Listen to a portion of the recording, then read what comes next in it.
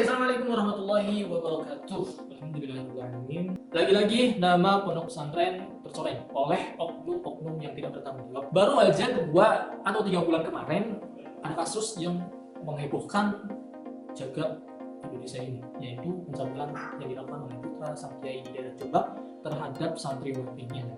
Kasus itu sudah tutup karena sudah ditetapkan menjadi tersangka dari putra sang kiainya itu. Dan lagi-lagi sekarang ada kasus dan mirisnya di pondok pesantren lagi dong, yaitu di pondok pesantren Gontor Darussalam, Ponorogo, Jawa Timur. Dan pondok ini, kalian tahu nggak bahwa pondok ini itu salah satu pondok terbaik yang ada di Indonesia? Kok kenapa bisa terjadi kasus seperti ini? Sebenarnya saya itu tidak pengen menceritakan tentang kasus ini.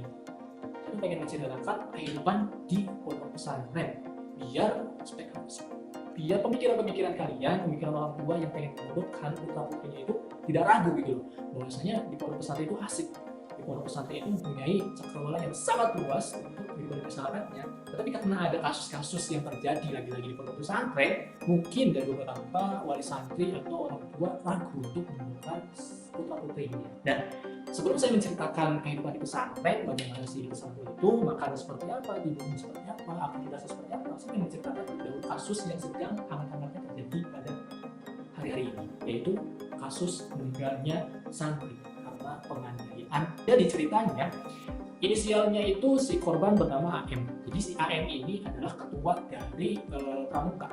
Dan waktu itu ada acara kemah tanggal 15, 16, 17 Agustus bulan kemarin.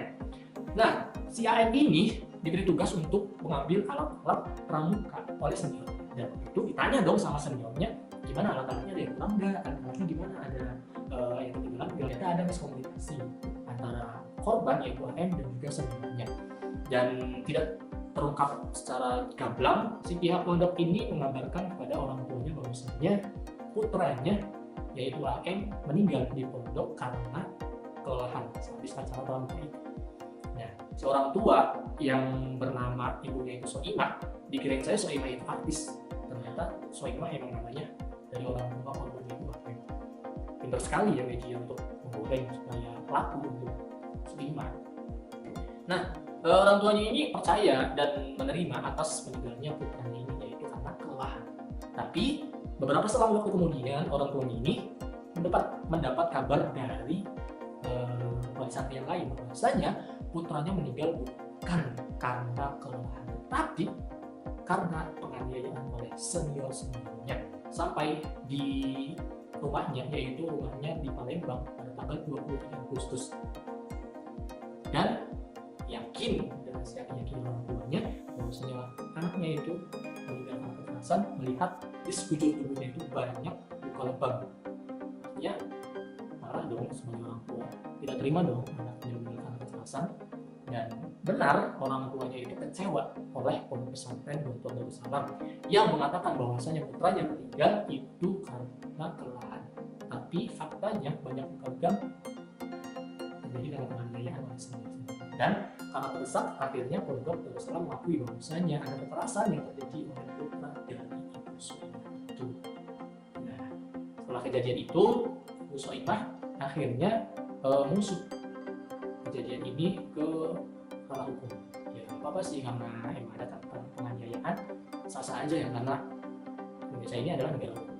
Dan Ibu Soimah ini mengeluarkan sebuah kata-kata untuk pokoknya karena bentuk kecewaan, yaitu seperti ini. Sungguh, sebagai ibu, saya tidak kuat melihat kondisi banyak anak saya. Demikian begitu juga dengan keluarga. Amarah tak terbendung. Kenapa laporan yang disampaikan berbeda dengan kenyataan yang diterima? Karena tidak sesuai. Kami akhirnya menghubungi pihak forensik dan pihak rumah sakit sudah siap untuk melakukan otopsi. Nah, itu jadi ada kebohongan di antara laporan yang diberikan oleh pesantren terhadap orang tua. Menurut kalian, gimana sih pendapatnya dengan kasus ini? Komentar di bawah ini. Nanti kalau misalnya rame, saya akan menceritakan kehidupan yang sesungguhnya di pondok pesantren. Pastinya pikiran-pikiran Anda yang negatif tentang pesantren akan semakin percaya dengan narasi saya. Terima kasih. Salam mengantuk insting.